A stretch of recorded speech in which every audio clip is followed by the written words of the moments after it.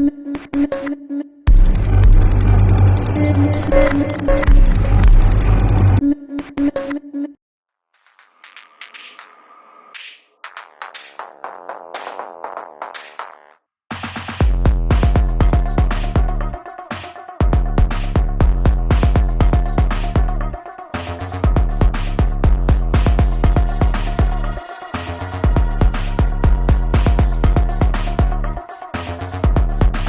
listening to Right Where You're Sitting Now.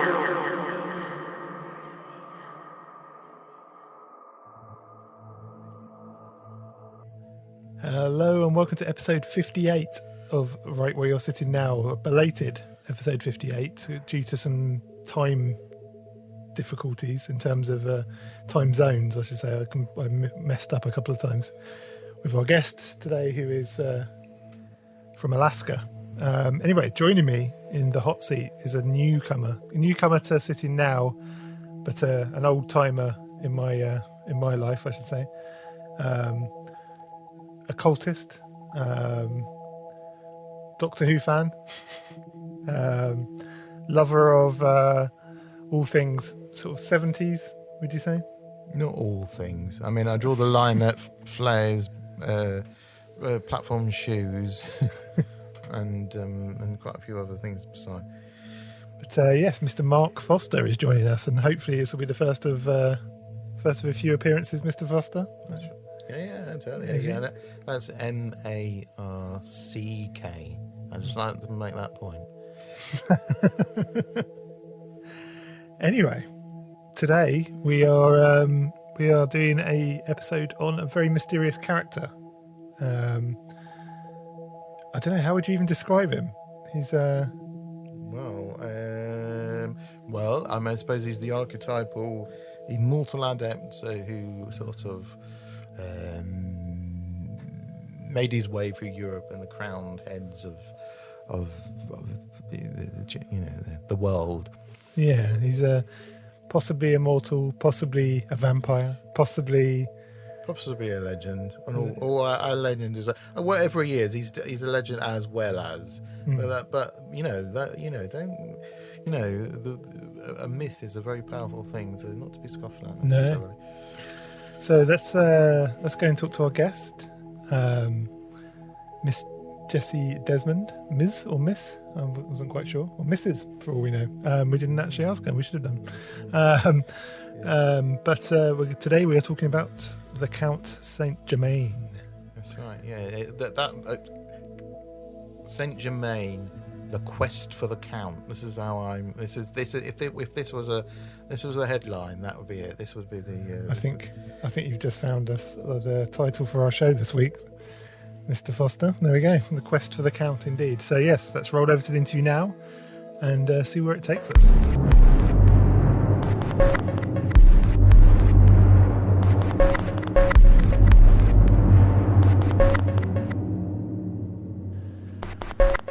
Hello, Jessie Desmond. Thank you so much for joining us on the show.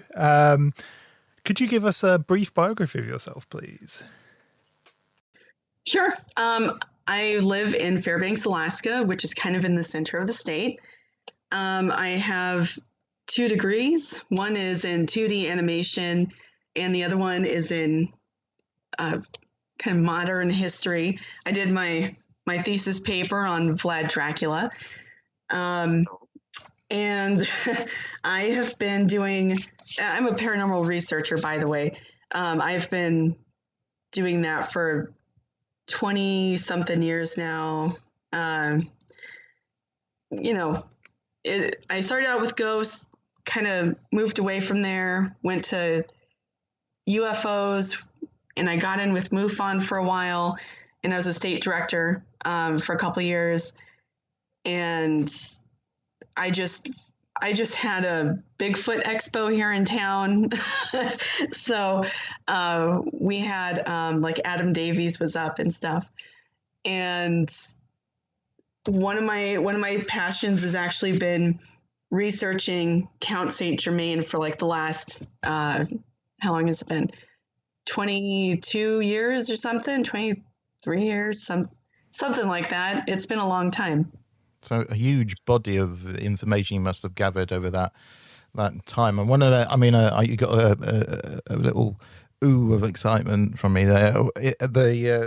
The Dracula sort of reference, because there is, I understand, some sort of connection with Transylvania, or supposed connection, if we can, with Germain and Transylvania, and. But we'll get into that first. I think okay. What we should do is assume that no one knows anything about the Count Saint Germain. And could you give us a bit of an overview of who this guy is and why he would be, of note to a show like ours, I suppose? Okay. Well, okay. So when it comes to Count Saint Germain, he's always depicted as this guy who's anywhere between like kind of 40 to about 55 years old. Kind of depends on who the person is and the relationship towards them. It seems like, there's people who are friendly towards him and they kind of make him sound a little younger. And then there's people who are kind of anti-Count, and he is, they depict him as being a little older. So, but it's all in the same age group. So it's he's always about 45 to 50 if you really want to narrow it down. So he's around that age. And he kind of he shows up in the scene, I should say. He shows up around 1710, being this age. And then he supposedly dies in 1784, but kind of keeps showing up until modern times. So, and his influence as a character, that still has has lots of cultural sort of reference points as well, doesn't it? He's like really familiar with all the heads of state of like across Europe. I even found like a Ben Franklin connection with him, and like a lot of people say, "Oh, was this guy real?" He was real. He composed a lot of music. He was musically he was considered to be a rival to Handel, and he's published a little bit of written work. He was a French diplomat. He was arrested by Horace Walpole, and like he was just all over the board, and he's fascinating. The more you get to know, the more questions come up, and he really seems to have no beginning and no end. Yeah, I mean, that's the fascinating thing. I was saying to you earlier before we started recording that this has actually been one of the toughest question lists or kind of preparations I've had to do, because there's so much information, and we could just start at any point almost, and we still wouldn't know where it begins and where it ends. And it's like it's a bit of a mind screwer, this one. But so let's try and figure out who he is a little bit. So what do we know about his kind of his youth? We really don't know much about his youth, actually, because it's all we don't know when he was young. That's what it boils down to. We don't know who his parents were. We don't know where he's from, because Count Saint Germain was not his real name, and he told people this just straight up, like, man, that's not my name. Like, that's a fake name, but that's the name I'm giving you. He had a lot of different monikers that he used. So it's that in itself makes it real hard to track him down.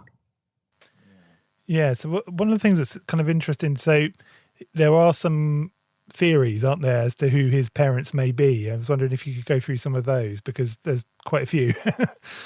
Okay, so if you go by Jean Overton Fuller's thoughts, she thought that he was kind of like this lost prince from the Rákóczi family out of Transylvania. And basically, like, they kind of sent away one of their kids, to go live with some people elsewhere. And, he just kind of grew up, I guess you could say, and just, I don't know, finally appeared on the scene. And because of his connections royally, then he kind of just knew people. And could conduct himself in those circles in a way that would be acceptable and recognizable by that culture, no doubt. Do you think the Transylvanian connection and the connection with monarchy in that part of the world, is that a fact? Can we say that is an absolute, sort of picking out the bones of the character, the legend of Saint Germain, which has sort of seduced the imagination and seduced that's part of the mythology, isn't it? Or is the Transylvanian connection? Are you confident, as somebody who's spent such a long time sort of focusing on him and researching him, do you think that's a credible thing? I think it's possible, but I can't say for sure if that's like a solid thing. I don't have enough reference material to support it. So even something like that is, even then there's like sort of veils of sort of mystery still. It's even, it's very difficult to, it's a bit like very difficult to see what firm ground there is. I mean, the most famous thing about him, the figure of Saint Germain, is this immortal adept, who's lived for centuries and hobnobbed with the great and the good in his present, I should say, and also throughout history, like Moses and ancient Egypt gets thrown in, and all these other things. That's the figure that's walked down the centuries to us, and in a way, the mythic elements of Saint Germain, that has, in a funny kind of way, whatever the reality of the man, he has sort of he has an immortality, because we're sat here now in the year 2021 and we're talking about him and still mystified and still sort of seduced by that story, that fable. Well, part of it is he just never ages, and that gets me, like, he always seems to remain about the same when it comes to looks and all that. And, he always says, like, hey, I knew these people way back when. So he might have had some kind of Transylvanian connection. He might have known these people, but I just can't believe that he was that, like, some renegade prince or whatever that happened to turn out to be like this incredible genius. I don't know. It just, something about it, there's just not enough. An educated, cultured man. There's enough source material for it. Yeah. I mean, you elicited a little squeal of excitement out of me when you mentioned the Vlad, and the Dracula connection, because there again, there's a kind of there's a Transylvanian who is an immortal sort of character, and also of the monarchy, and I wonder if Bram Stoker was influenced. Because there are these cultural influence, these connections with other things. I mean, I was just recently reading Conan Doyle's the Ring of Thoth short story, And that's about an immortal adept, essentially, so from ancient Egypt, who lives into the Victorian age, which was the present age at the time. I think it was 1890. It was first published, and that's a very similar figure. That's a very similar figure. It was also thought that he might be a Spanish prince. And I haven't found anything to really back up that theory. What else? I saw one theory that said he might be I think this might be one of the crazy I Am spin-off people, but they said they thought he might be like a bastard son of Elizabeth I as well. I've heard something along those lines. I heard that he might be like Francis Bacon or something like that. Yeah. Tom Sleeman, who actually got me started with all of this back in 1998 with his book Strange But True, which is just it's a collection of stories that they're just like history's mysteries kind of stories, and Saint Germain was just like the first story. And I still have all my copies because I have like 3 copies of the book. He kind of put forth this whole idea that he might be like the wandering Jew, which is kind of an interesting theory. And because at one point he claimed that he had been present.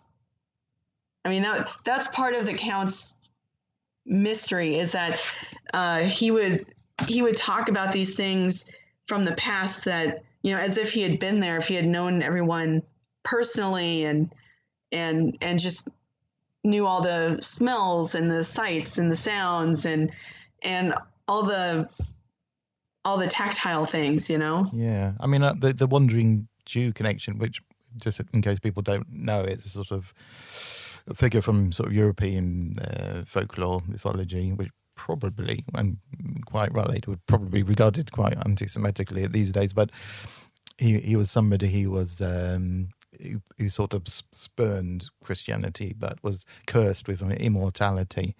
It's not seen as being a desirable thing, and then sort of a figure that wanders, nomadically through the sort of world, not being able to find rest. So funny enough, if you like the Ring of Thoth thing, that's a theme in that as well. But Saint Germain is somebody who's he's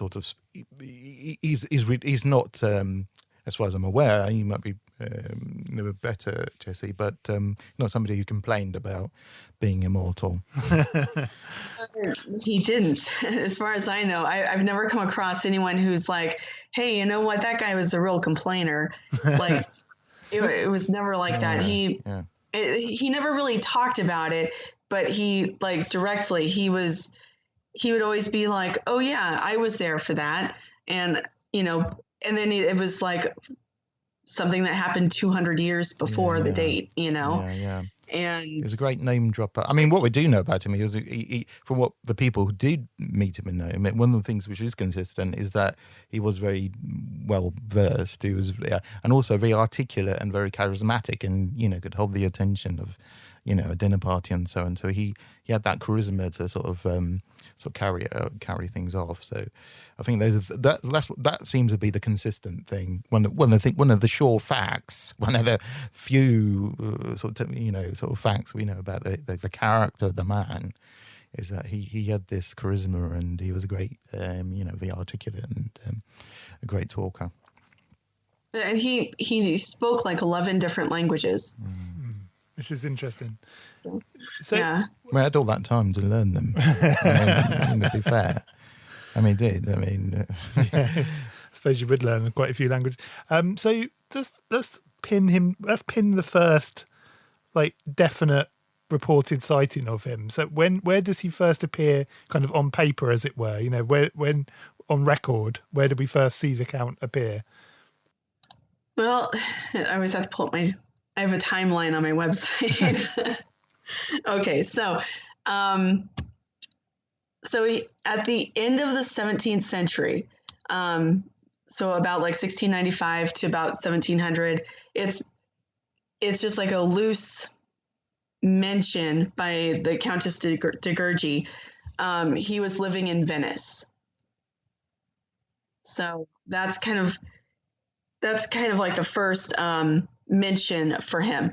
And in 1701, it's said that he was arrested in Vienna, and I have not been able to find an arrest record yet. So that's part of my future to research. It's on my to-do list to see if I can find that, because that's like, it's little things like that that I'm really interested in. Because things that kind of pin him to history, kind of thing. Right. And that would, there should be a record. There should be some kind of written record of some arrests being made, or so you'd think, right? Yeah. And I suppose as well, he's such an elusive will-o'-the-wisp because, by definition, he's saying this isn't my real name, and he goes by these other aliases and so on. So. But at the same time, weirdly, he doesn't keep out the limelight. He sort of courts it, and he courts attention, doesn't he? He's hidden in plain sight in that way. That's one of the things that's really interesting about him, actually, because normally with these kind of shadowy characters, they tend to be hidden, don't they? Or very. This guy's, right out. He's the man of the party kind of thing. He's he's the kind of. That's right. He'd be having his own talk show if he was with us today. Well, I'm presuming he's not. I mean, he might be listening to this, so it's just a good. If you are, I reckon you'd make an excellent, talk show host. Yeah. If he seems to go in and out, actually, because like while he's present during the 18th century, he starts fading out in the 19th century, and he's still seen in like the 20th century, but it's really limited. But who knows, like he might be ready to make his comeback, Mm-hmm.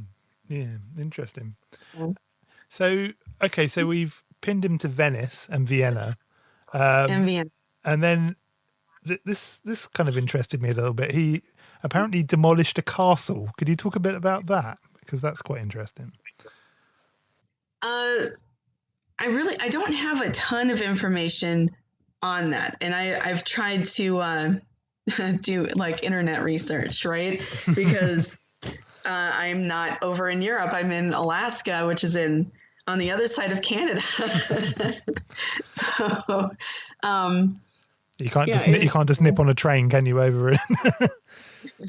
I can't just fly over there. It's like $1,400, just for a plane ticket. So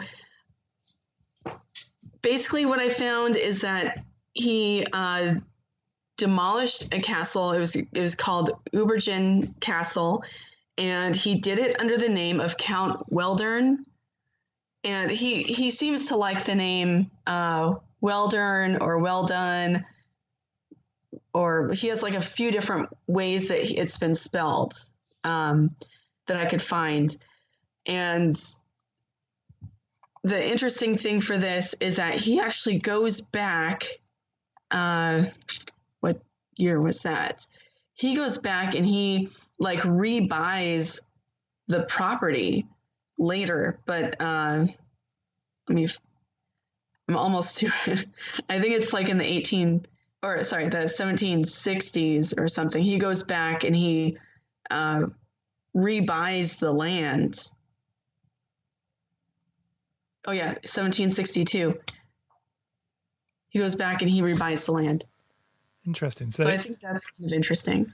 I was just thinking, because if you're kind of an immortal character, and perhaps you'd been assuming another identity for a while, and you wanted to kind of blank out that identity, but enjoyed the surroundings, that might be, one way around of doing it.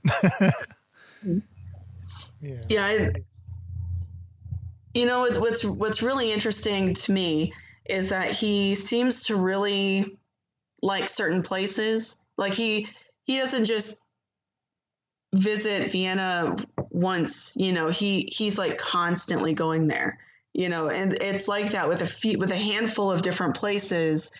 There seems to be, places where he just likes to be.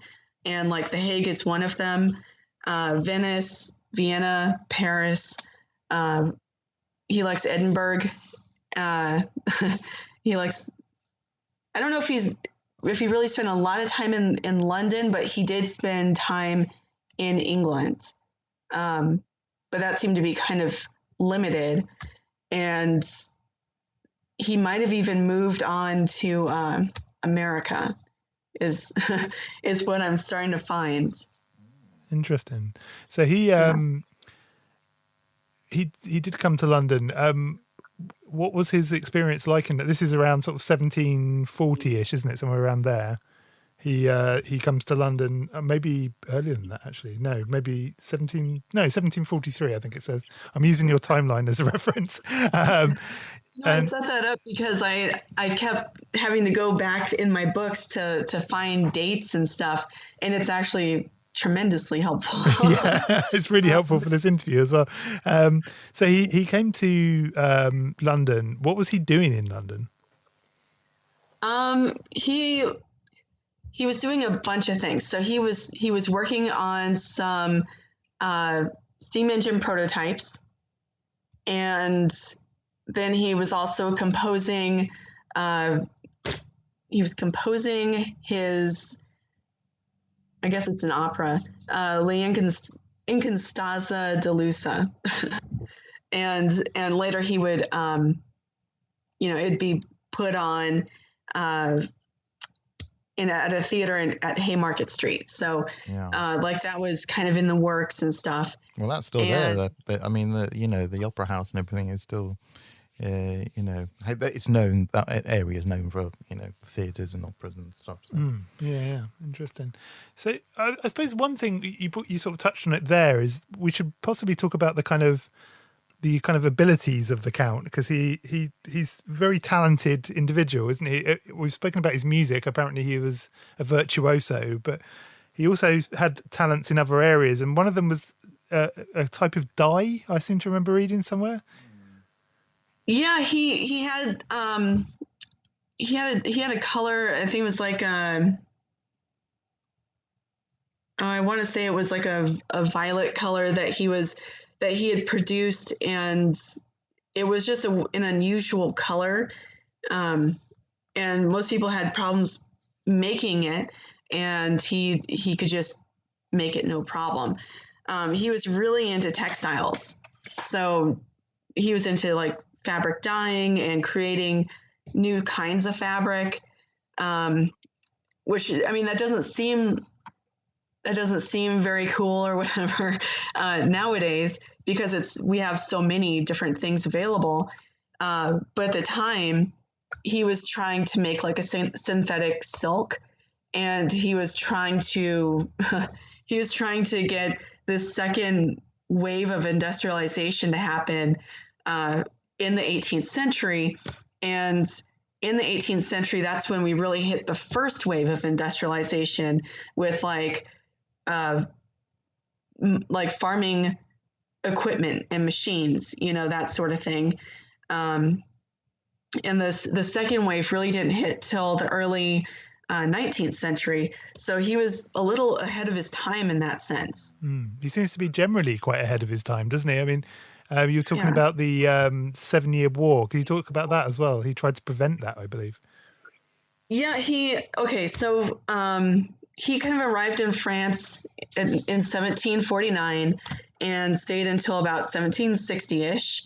And I say that, and he has revisited a number of times, and but he was working as a French diplomat for the king, and Louis just loved him apparently, and was like one of his number one supporters.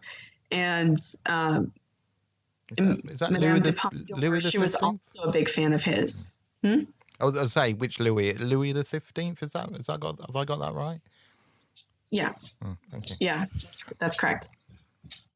And at the time, like there there was skirmishes going. They had all kinds of skirmishes going on between France and England and the United States, or I guess not the United States at that point, but the areas that would be Canada and the United States, basically. And they had all kinds of wars that were going on, and they'd stop for a little bit, then they'd continue on. It was basically just a continuation of the same thing. And the 7 Years' War, he actually, as a diplomat, he was working to end it about 3 years early. And what happened was the French war marshal, who was the Duc de Choiseul. I'm sorry, I totally murder names. I can read French, I just can't pronounce anything. The Duc de Choiseul, I guess. He, if the war stopped, he was going to lose a lot of money. He wasn't, so the longer the war lasted, the more money he was going to make. And he put out a warrant for the Count's arrest. So the 7 Years' War ended up being 7 years instead of 4. It's interesting. So, I mean, this is something that's also quite interesting with the Count, is that he always seemed to be fairly flush with cash, didn't he? He never seemed to be short of money. Well, until the very end, but we'll come to that. But the alleged end. That how do you think he managed to acquire this wealth? Well, I'm not 100% sure because as everyone says in like their memoirs and their journals and diaries and stuff like that, he was just like flush with jewels, like, and he could grow jewels, I guess. Like one thing that he did to win over the king of France there, is he took a gemstone, like a diamond that had a flaw in it, and not only did he fix the flaw, but he made it bigger. And I don't know how that's possible, because I am not I don't know what to call it, a gemologist. I don't know how any of that works. But he would just be like, okay, this will take like 2 or 3 weeks or whatever, and take flawed stones, and he could fix them, so he might be dressed more subtly than other people, but he would always have like diamond encrusted buckles and jewelry and stuff because he just had that. So that's and I suppose that's another one of the sort of currents in the figure of Saint Germain is the alchemy, the early chemistry, and I mean it's fascinating, it's intriguing, the his interest in dyeing and stuff, because people will think, oh, what's that got to do with alchemy, but actually that's that's part of it. I mean that's chemistry there, and also as well, purple violet, that was the most rarest of dyes. In Roman times, purple is associated with the emperor because of it's such a difficult thing to make, and it's so expensive. And it's even reserved now for like in the church, in the for the bishops. That's their color. So there's that. So that the chemistry thing, his interest in dyes and chemistry does link into the sort of the alchemical ideas. And again, that brings us back to the notion of an immortal adept who who's lived for centuries, because one of the core ideas in alchemy, early chemistry, is the perfectibility of nature, and part of nature being mankind, and part of that perfectibility would be either to extend life indefinitely or extend it to an incredible extent, or actually become immortal. I don't know, actually, did he identify that? Was he just somebody who could live an incredibly long time and then would finally come to an end, or did he actually say, well, actually I'm planning to just carry on forever now, and I'll see the end of the world? He never, from what I've read, he's never used the word immortal to anyone. I see. It's interesting. Go on. But he'd be like, yeah, I'll see you in 50 years. And then, 50 years later, like he still looks the same, and the person he said that to is on their deathbed or something, and that happened a number of times. Could you talk to some examples of that, actually? Because that's really interesting. Could you give us some examples of who actually? Because there was wasn't there a famous countess that infamous? There was Countess de Gurgey, who we mentioned before, and she said that she had met him the first time when she was like 9 or 10, and then she met him later on in life, and she wasn't sure what she was looking at, because she was absolutely sure that this he had to be like a son of someone or something like that, and he was like, no, I remember, and here's what we did. And he, and she was just like, whoa, this he just totally told her, like, this is how the encounter went, this is what we talked about, I was there to meet your dad and stuff like that. And he had all the details, and to me that's important, because he always has all those details.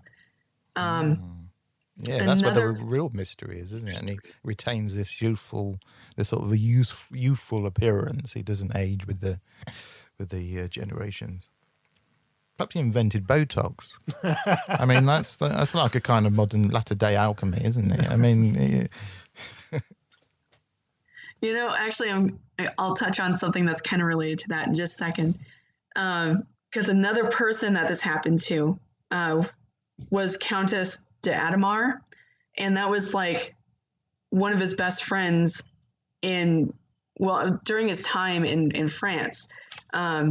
She was just like a lady in waiting kind of a position. She was kind of in with the court, but she wasn't super high up or anything.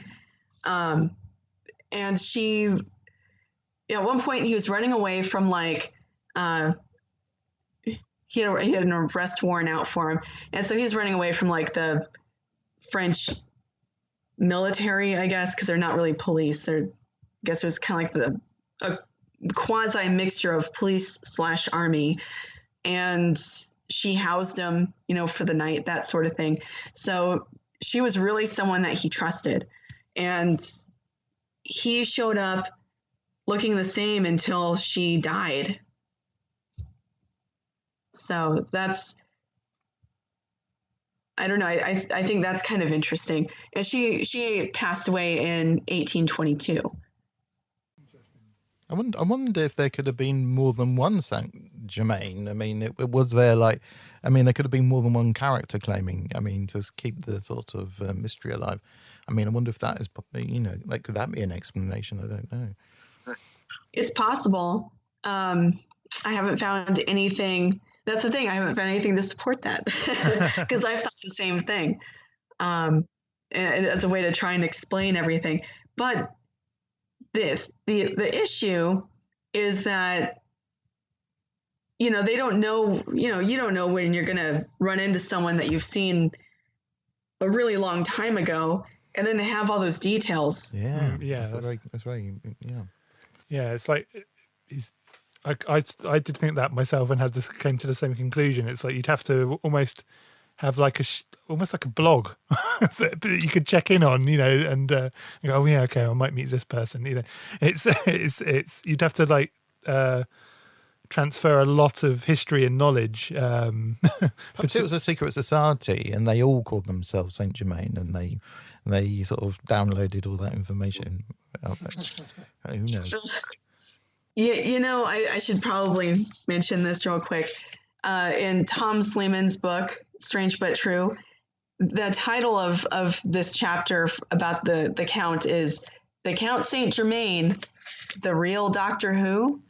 Like, you know. I was going to, you know what, anybody who knows me will laugh at this, but I was going to mention the fact that there seem to be similarities, especially in the name dropping. Yeah. That sort of historical name, you know, the doctors always say, oh yeah, I said to Napoleon, blah, blah, blah.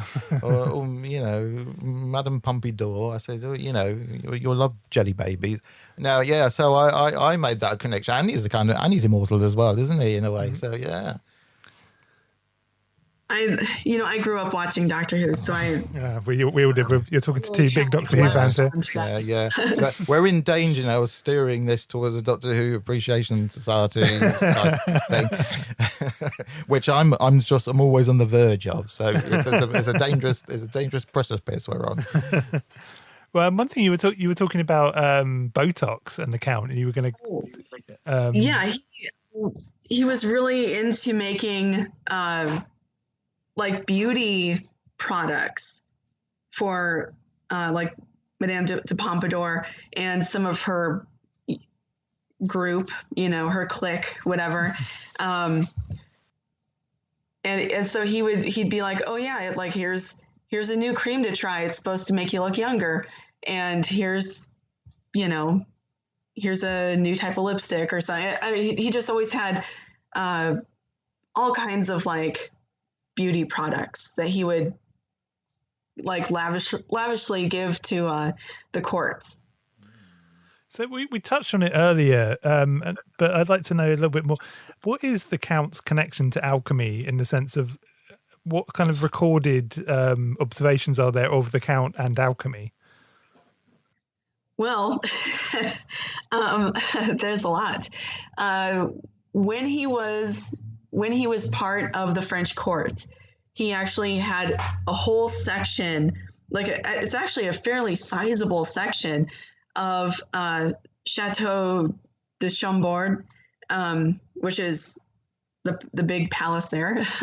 And he not only did his alchemy stuff there, but he taught classes, which is kind of interesting. Like one of the more famous people that he taught was Catherine the Great's mother. So, you know, he would just, I don't know what he was teaching, but he taught something. And he was, along with that, he was really heavily tied in with like the Freemasons and stuff.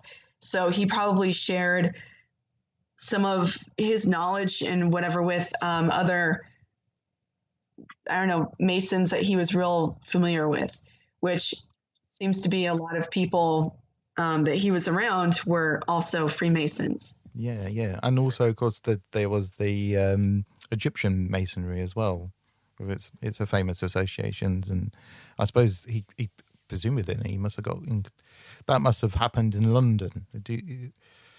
I didn't really read a whole bunch of Freemason work by him in England, but as we all know, like there's a ton of Masonic stuff, and there's a lot of like Knights Templar and all of that kind of stuff, just all over the place over there. So Cagliostro, you got the figure of Cagliostro, and he started his Egyptian. I mean, he obviously wasn't a Londoner, but he started his Egyptian masonry. My understanding is in London itself, in the middle of Chinatown, actually, Gerrard Street. So you know, I mean, there's a fascinating idea. You know, in the middle of Chinatown, Saint Germain gets initiated into Egyptian masonry. I mean, you know, think about that after when you're eating your chow mein. I mean, it's interesting, isn't it? I mean, the Masonic connection, and I don't want to veer off into like conspiracy theory here or anything, but the Adam Weishaupt, who was the founder of not the Alex Jones Illuminati, but the actual Illuminati, the one that did exist historically. There's some connection between him, Cagliostro, and the Count of Saint Germain. I don't know if you've come across that yet or not, but Who was the third one? Sorry. Adam Weishaupt. He formed because originally, I mean, I should probably explain this because we have some listeners that probably think I'm talking about the David Icke or Alex Jones Illuminati. I'm talking about there was a real group called the Illuminati formed in Bavaria, who were kind of a group kind of challenging the church of the time, and a free thinking organization, which was at the time was very scandalous, but they were deeply involved with Count Cagliostro, who was also deeply involved with the Count Saint Germain at one point. So there is this kind of link between the Illuminati of that period and Count Saint Germain. Well, I haven't come across that name, but I do know that Cagliostro did know the Count. Like, they met at a few different Masonic meetings. And one was after his reported death, wasn't it? Yes, it was. Yeah, so that's interesting as well. So let's talk about his alleged death before, because I want to go into some of the kind of sightings post his official death. But let's talk about kind of, could you sort of set the scene of what's happening in that period of time and what led to the Count's alleged death? Okay, so he was really good friends with Prince Karl of Hesse-Kassel, which is now kind of like the Schleswig-Holstein area, if you're familiar with that. And he kind of like he had a warrant out for his arrest in France, so another one. He kind of went everywhere except France for a while. And he decided to go stay with his friend Karl, and that's, he decided to, I guess, die, supposedly, because it doesn't read like an actual death. Basically what happened was he had like this sudden death in February of 1784, and Karl was like, you know what? Hey, he died. Don't worry. My guys took care of it. Here's this, casket, and we'll just get him buried. No worries, and they, he invited like some of the official people to come in and to inventory items that were left in the Count's room. And that was kind of it. And my theory on this is that they kind of talked about it, and he was like, hey, I want to go back to France, so I need to fake my death. And because if you're dead, they can't have an arrest warrant out for you. No. And also, if you're a master of clothing, that could possibly make you also a master of disguising yourself and making yourself harder to spot. Well, he did escape at one point from Paris by calling himself Count Saint Noel. So,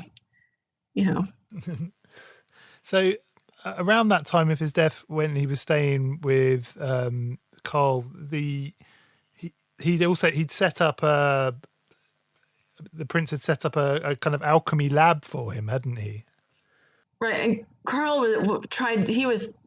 he attempted to be his own practicing alchemist, kind of on the side of things, because he did have some royal duties that he had to attend to. But he was a big time Freemason. So I think all of his stuff was a little more towards Freemasonry than alchemy. But yeah, the Count totally used his labs and stuff, from what I can tell.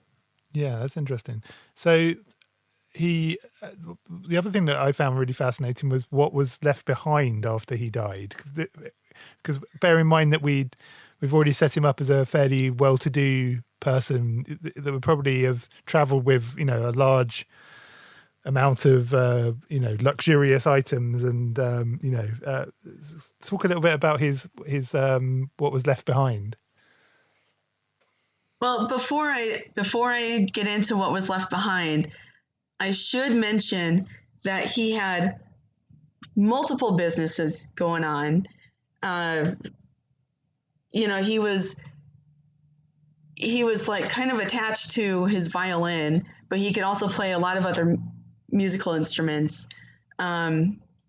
He always had he's like an octopus. He had a lot of different things going on. And so when you take a look at the inventory, which author Jean Overton Fuller has a whole list. She has chapter 40 is dedicated to just the inventory that was left behind. And it's really boring. Let me pull it up here. Okay. So he had a tiny bit of money, doesn't really come out to much. If you want to put into like dollars and cents or something, it's like $82.13. He had some clothing, which wasn't a lot, just like a handful of clothing. He had some special linen stuff, like handkerchiefs and cuff frills and that kind of thing. And then he had like a toiletry bag. And that's it. Yeah, very basic. That's what he had. And I was like, wow, when I first came across it, I was like, wow, that's totally a list of everything that he had. And I was like, something's weird about this. And there's nothing personal to it. There aren't any journals. There's no music. There's no instruments. There's no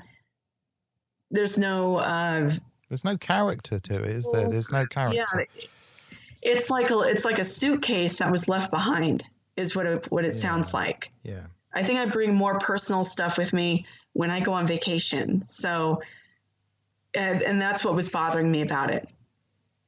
Yeah. Because I'll at least have a book or something with me. I mean, it could be that he was in transit, and like you say, it's what you would take to, if you're going to stay in a hotel for the weekend or something, and was perhaps planning to go elsewhere and then, reestablish himself. But wasn't he there for a while? How long was he with Carl for? He was there for about 6 years. Yeah. So you'd expect if you're staying somewhere for 6 years, you'd bring, back in those days, you'd bring a lot of stuff with you, wouldn't you? You'd bring, Yeah, you'd probably bring like a couple, trunks of stuff. Yeah, definitely. It's interesting. So interestingly, the next sort of sighting of him after his death was the very next year in Paris. Yeah. It's kind of interesting, and that seems to be that's the Cagliostro meeting, isn't it? This is the Masonic convention in Deschamps, and his name is on the list, as it were, and Cagliostro claims to have seen him at that convention, and also went through an initiation and ritual only used by Templars with him. So he certainly appears to be alive and kicking still.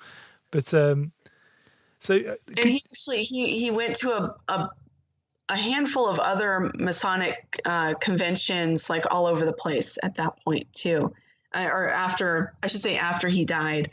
So he was seen by people that he already knew that from before. So it wasn't like he was just like, hey, yeah, I'm the Count. Haven't you heard of me? It was people who knew him.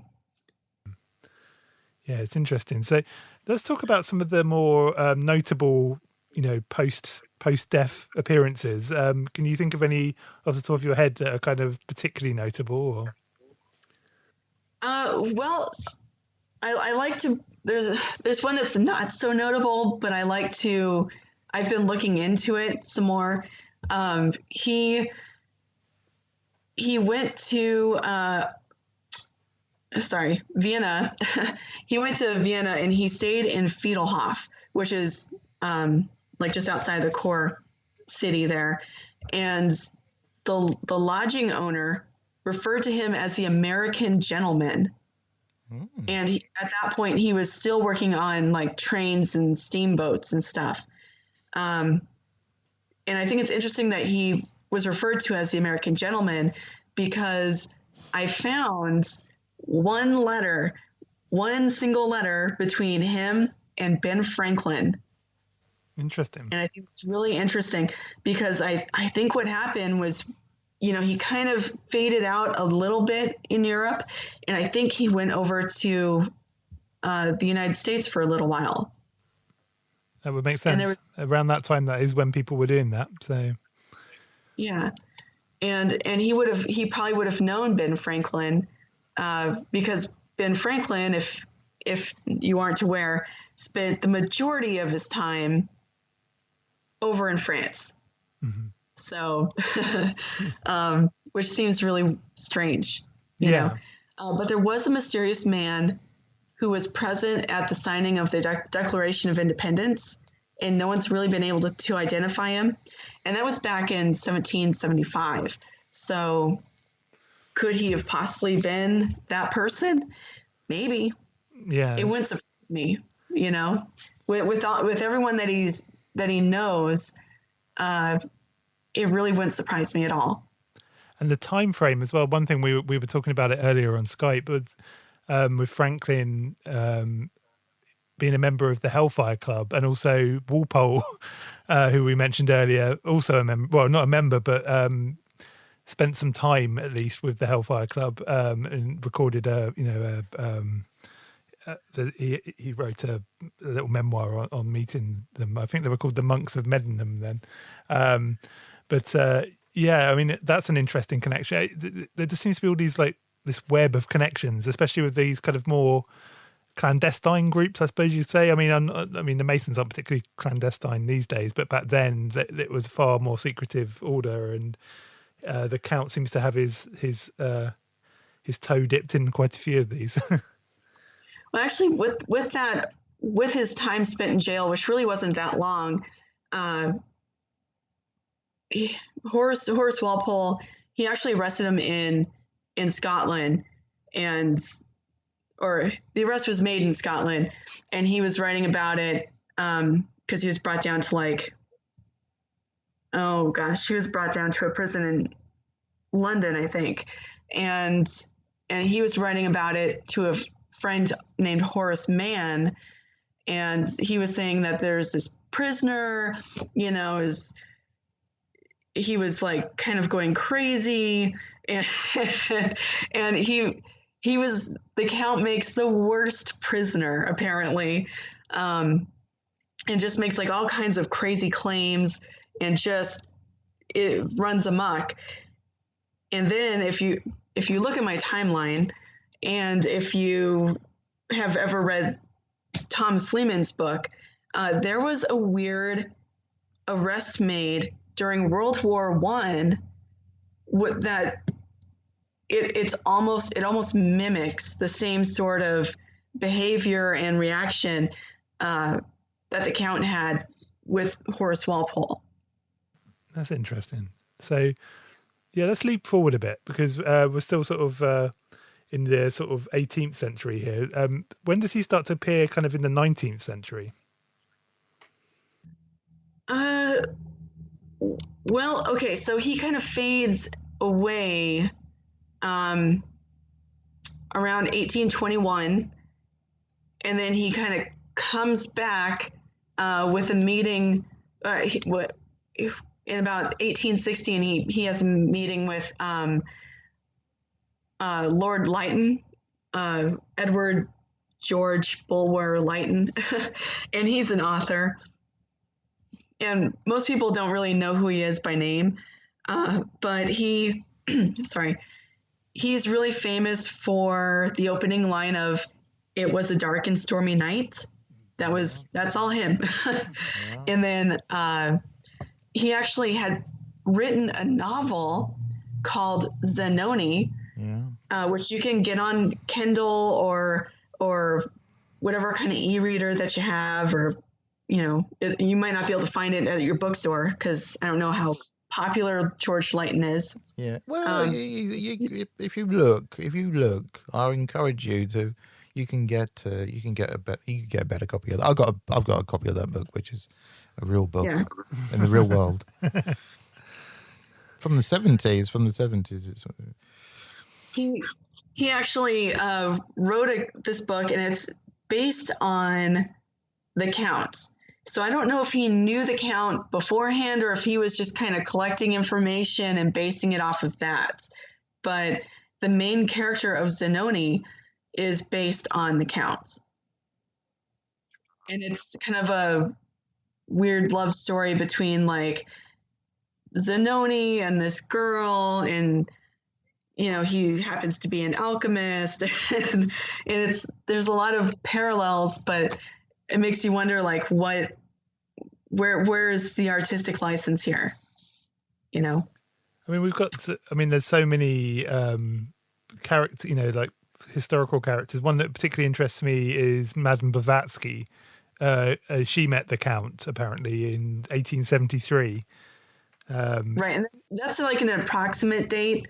And it was more of her, like she met him. There's a famous picture out there. So there's a picture of her with 3 people around, and I don't know if it really is the Count that's with her, but she said that she met 3 ascended masters.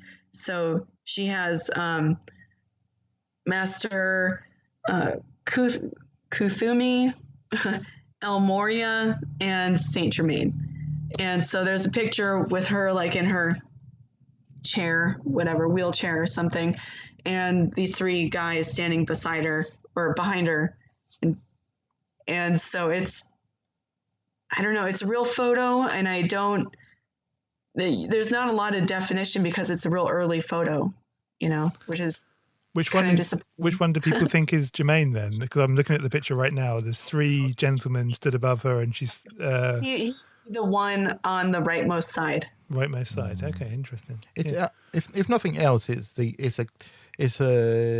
continuate, the golden thread. That golden thread, the sort of mythic, the mythic character of Saint Germain. And it's interesting that in Zoni that the principal character in that is inspired by, based on the Saint Germain character. So it might be one of the very earliest sort of fictional avatars of Saint Germain. He's because he does, like I said earlier. I mean, he's had a huge influence as a character in fiction as well. He lives on in fiction, like in that example, and in Pushkin's the Queen of Spades. He's the sort of shadowy adept who gives the Countess the trick with the cards, and in more contemporary terms, Queen Yarborough. She has a whole series with him that started in like the 70s. I think it predates Anne Rice's Vampire Chronicles, because she has him down as being a vampire. Yeah. Well, we got that. Well, he is a Transylvanian apparently. So, and also in the made-for-television Kolchak film, the Night Strangler. Although it's not so explicit in the actual broadcast film, in the novelization, apparently there's a very strong suggestion that the immortal adept in that, who's far more sinister, he's far more predatory, definitely, is meant to be Saint Germain. So he lives on in all sorts of different shapes. By the way. Yeah. You're amongst friends here. Yeah, Jesse. You're amongst friends. we love the Kolchak as well. Yeah, it's so one thing we didn't actually talk about, which I think very quickly we should just sort of tack on at the end a little bit here, is the Count.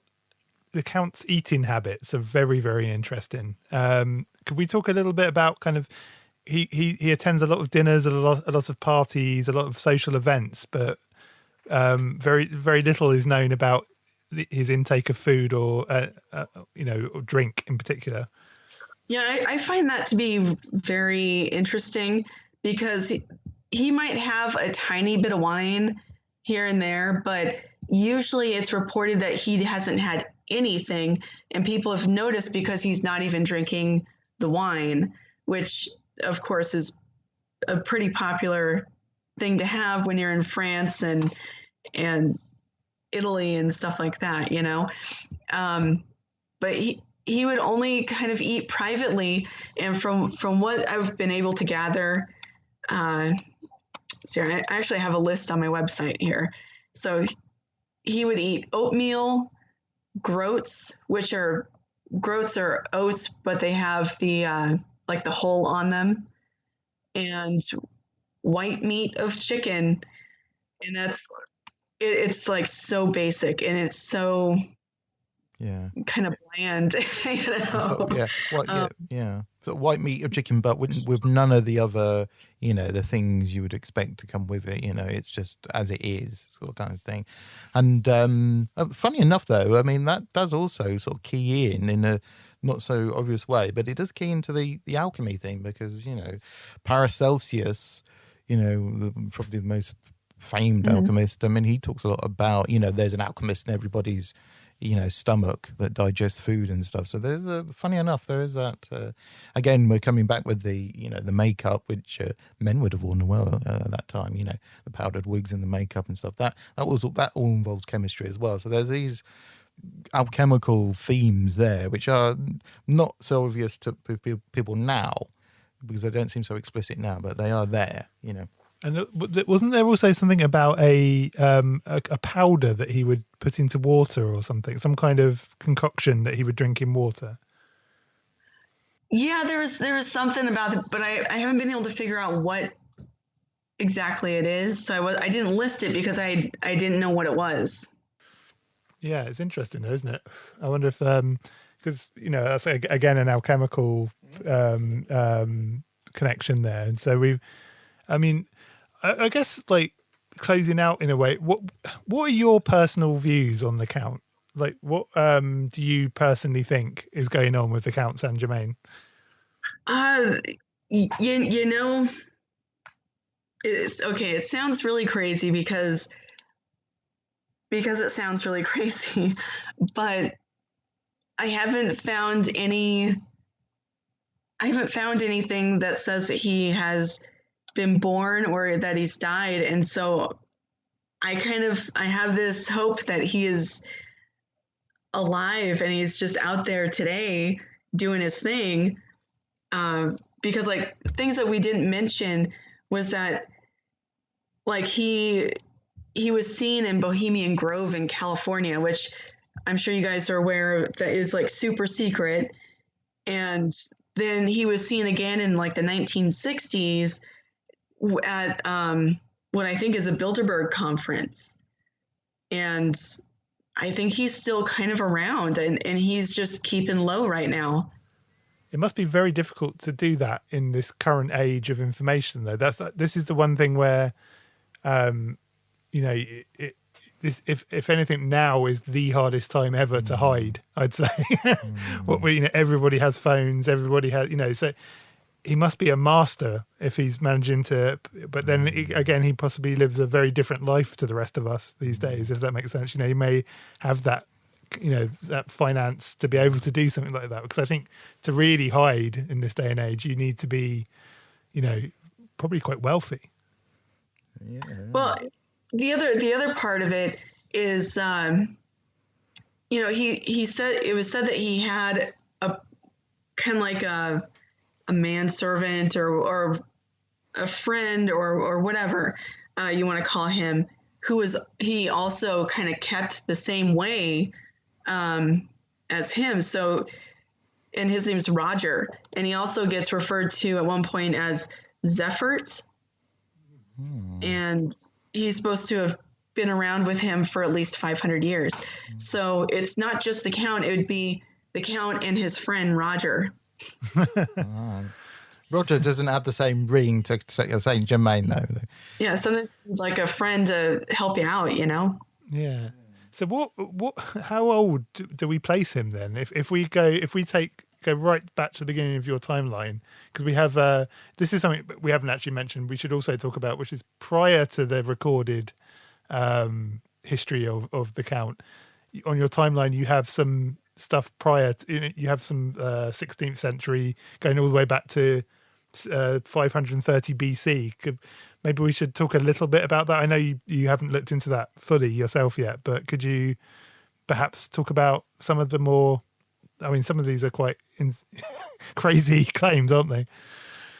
Well, okay, so these the super early part of this timeline that I have is based on his claims that he made to other people that got noted in like memoirs and stuff. So the earliest thing that he mentioned was that he had received the staff of Moses from one of his great grandsons during the time of Cyrus, which would have placed him somewhere between 600 to 530 BC. And, you know, it's an approximate date because we don't have it pinpointed yet. He claimed that he lived as a missionary under the rule of Emperor Valentine I, and he traveled to Cornwall. So, and that was in 364 to about 375 BC, which kind of fits with like the features that people have given him, you know, because he's supposed to have like this aquiline nose and slightly Eastern European features and stuff like that, and black hair. So let's see here. Then we kind of jump ahead to about 1300, and he's supposedly he had rooms at the Tower of London under King Edward II's rule, and from there on, it's a solid 1500s from then on. So it's pretty interesting because it's so out there. Yeah, and the thing that strikes me particularly, I mean, because obviously, you know, with a lot of myths, it's very hard to kind of find anything like solid to hang, you know, historically speaking, to sort of hang any kind of thread of reality on. But with the Count, we know he definitely existed, at least for one period of time. And you know, to a point where there's a portrait of him and his music exists still, and you know, that's what kind of singles him out in a way as an interesting character to me, at least. And you know, I think it makes him even more mysterious because we know he existed. We know that there's a thread, at least, of possibility that this myth is actually real, and that's why I find him personally so fascinating. Yeah. Also, as well, I'm fascinated. I'm also deeply intrigued. Jessie, what do you make of there's books attributed to him, isn't it? There's the Holy Threefold Wisdom and the Triangular book, I think it's called. Do you think they have any real connection with the man, or are they part of the fable that has grown up around? Or where did you stand on that? What's your thoughts and feelings? Well, I haven't really taken a look at the Triangle book yet because you can buy a copy, but it costs a lot of money. And so it's, I don't know. It's just something I just haven't made the purchase on yet, because I'm one of these people where I'm like, oh, there's this thing on, you know, eBay or something, you know, a letter that the Count wrote or something. You know, and I buy that kind of stuff. I'm that person. And then I go through and I try and check it out, see if it's real or not. Because we do have some samples of his handwriting. Wow, that is really intriguing. What about the threefold wisdom, the holy threefold wisdom? Have you looked into that at all? Or that one, I have gone through that a number of times, and it's. Can you tell me what it's about? Because I haven't got a clue. I can't. Like, that's the thing. It's like this personal transformation kind of a thing, and I decided to sit down and like take notes on, you know, like page 1. Here's my notes for page 1. Page 2. Here's my notes for that, and it's just so strange, and it's so subjective. It's quite open to interpretation. So it's hard for me to figure out what that one is about exactly, except it's probably like there's like rituals, and then like he walks through water that's waist deep for 40 days or something. And it's like, what? I don't understand that. But something's going on there, and I don't know exactly what he's getting at. And lots of these alchemical texts, if that's what it is, they have this very kind of, back. I mean, back to the sort of Alexandria with the ancient Greek alchemists. They talked about metals being personified as people doing things and being died and being killed and then being reborn, and so that's consistent with that. Yeah, I just wondered at how you stood on, was there a possibility that he was the real author of it? I mean, there's a tradition of attributing books to like like traditional books of magic to Solomon and so on because of his association, and I just wondered if there was a possibility maybe he actually had something to do with it, or maybe the school of thought that he left behind or was working on, they might have written some of this stuff down, and that might actually be a real depository of what he was thinking of, on those subjects.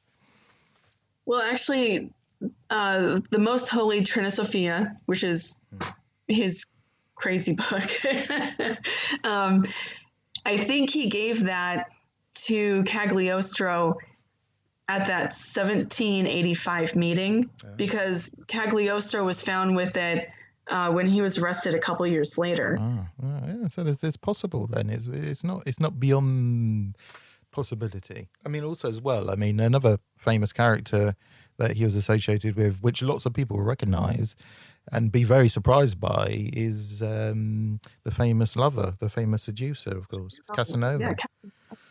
Yeah, Casanova witnessed him doing some of his stuff with gemstones, and it's mentioned really briefly in Casanova's memoirs.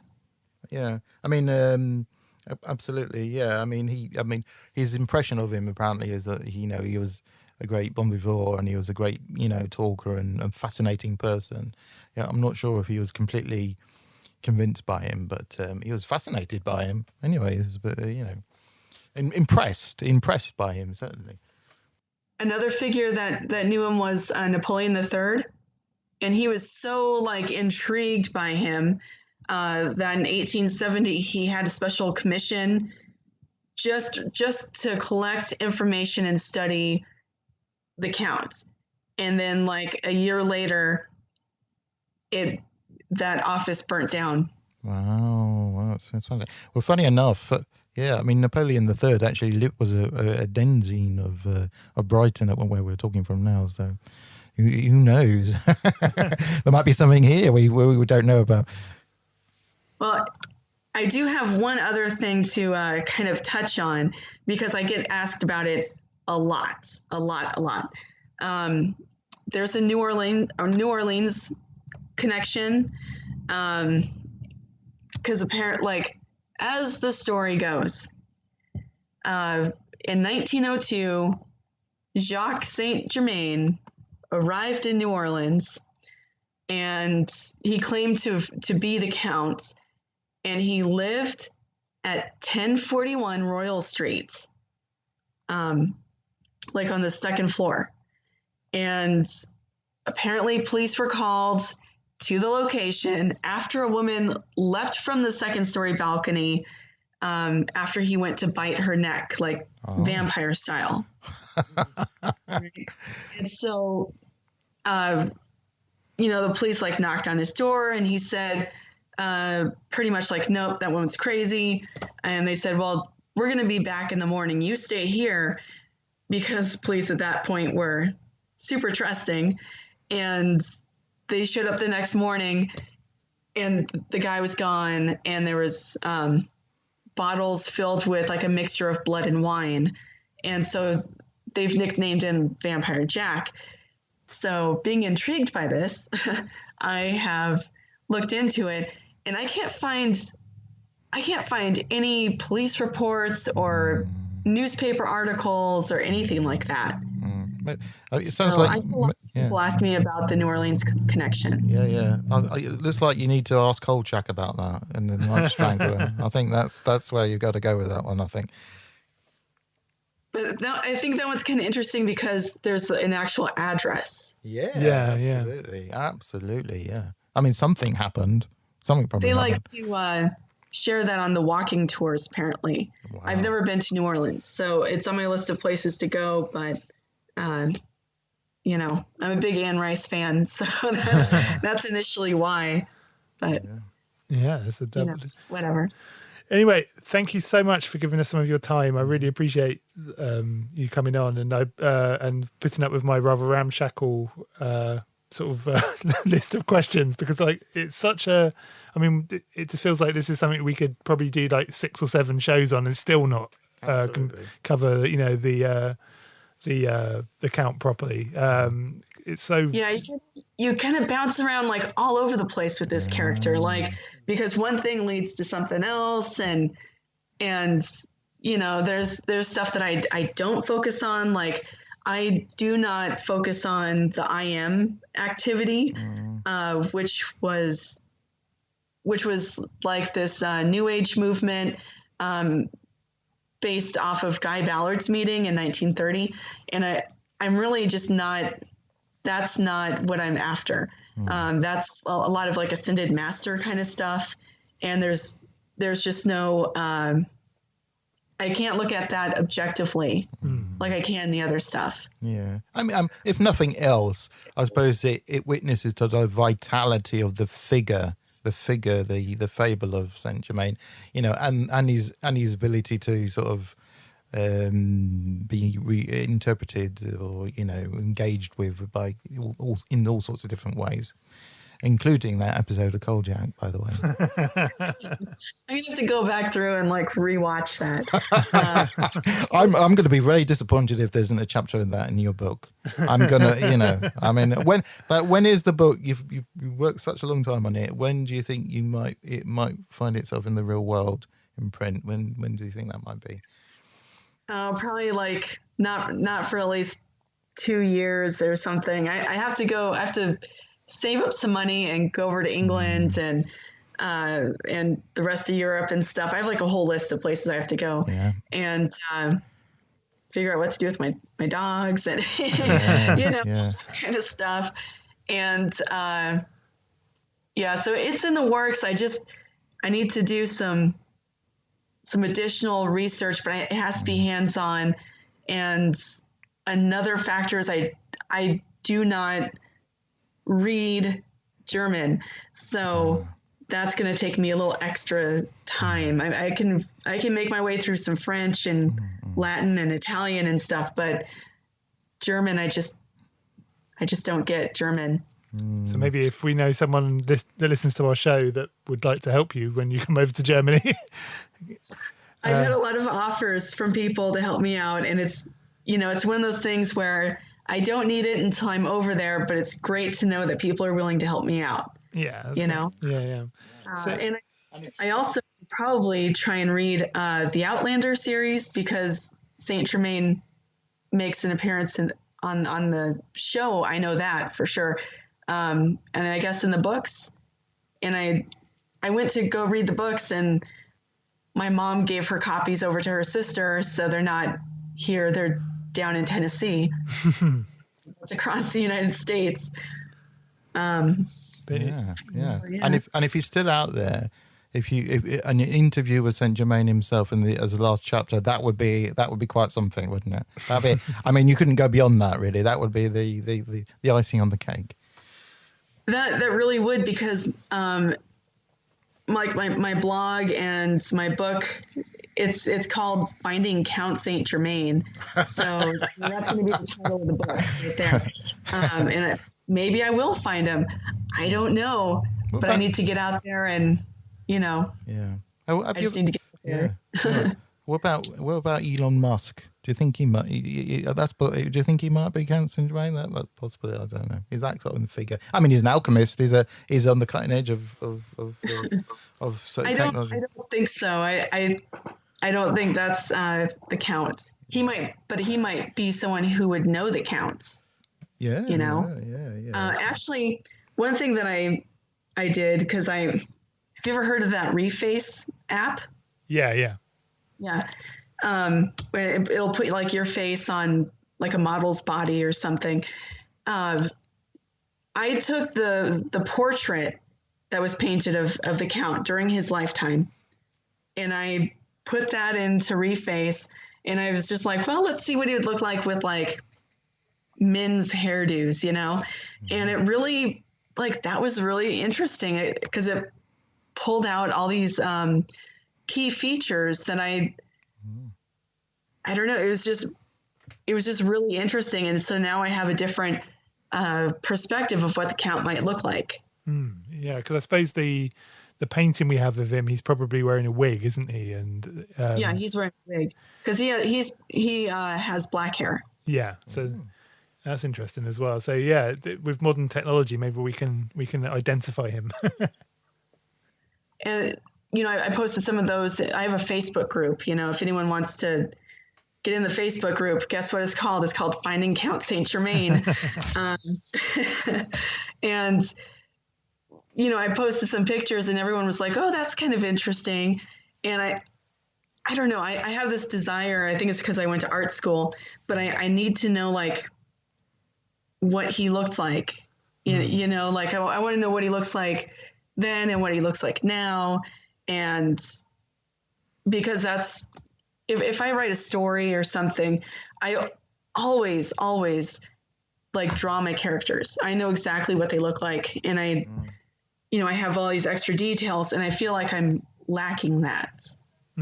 Yeah. So like I'm out to look for business documents on him, and like he supposedly did a number of paintings, but I've never seen any. And what happened to all those jewels? I think some of them got destroyed, but I mean, he gave so many jewels to like Madame de Pompadour and stuff. There's got to be something, and that's the kind of stuff that I'm out to find, primarily. Sort of hard evidence, literal hard evidence. And that's because that's where the historian in me goes, yeah, we're doing the right thing, And if I meet him in real life, that'd be cool too. I don't know what we talk about, but I don't know. I'd probably just like ask the lamest questions or something. I don't know. Just get the timeline out and tick off the stuff that's that's real. Anyway, so if people want to find you online, where's the best place to get you? FindingCountSaintGermain.com. And are you on Twitter or? I'm on Twitter. It's Electric Ether is my username. There's no spaces or dots or underscores or anything like that. It's just Electric Ether because I'm also a big fan of Nikola Tesla. And there's the aforementioned Facebook group as well, the Finding Count Saint Germain. Right, and if you find the Facebook group, you'll find me.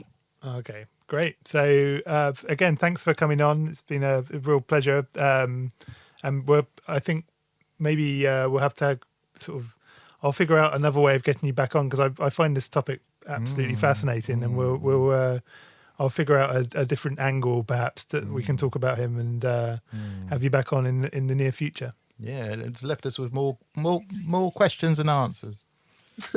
Yeah, I can talk about him all day. So I was trying to really figure out how to limit all of this, and it seems like we just did a pretty decent overview. Yeah, definitely. Anyway, brilliant. Thanks so much for that. Yeah, no problem. Thanks for having me on.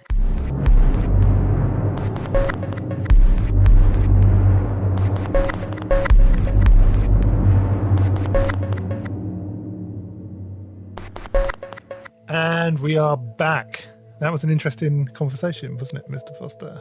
Absolutely, yeah, and an intriguing subject which I don't know a huge amount about, but has presented more questions and answers, and inspired an appetite to find out more. Yeah, there's a lot of interesting links in there. Ones I'd like to look at further. I mean, especially the Masonic stuff. I think that was kind of, and I'd like to know more about his alchemical past as well. But Yeah, it's the sort of esoteric sort of underbelly of the Masonry and Freemasonry. Yeah, I foresee a Count Cagliostro show Yes. in our immediate future. But yeah, so if you're interested in that, let us know. And if you want to let us know, join us on our Instagram, SittingNow, Twitter, SittingNow, and obviously sittingnow.co.uk, our web home. But yeah, if you have any suggestions for guests or topics, we're always welcome to hear them. I can't think of any that would be off the table. Maybe, I don't know, there must be some dodgy ones that, I don't know. I can't think of any in particular. I'd like to do one on theosophy, actually. I think that'd be quite interesting. It's not an area I'm very well versed in, if I'm honest about it. So, I mean, well, we if we don't learn something from these things, then we are. Yeah, exactly. Anyway, so apologies for the late episode this week. We'll be back of our normal planned scheduling next week. I'll try and find someone in the same time zone for once. I think that would make a nice change. But anyway, we'll see you next time. Bye.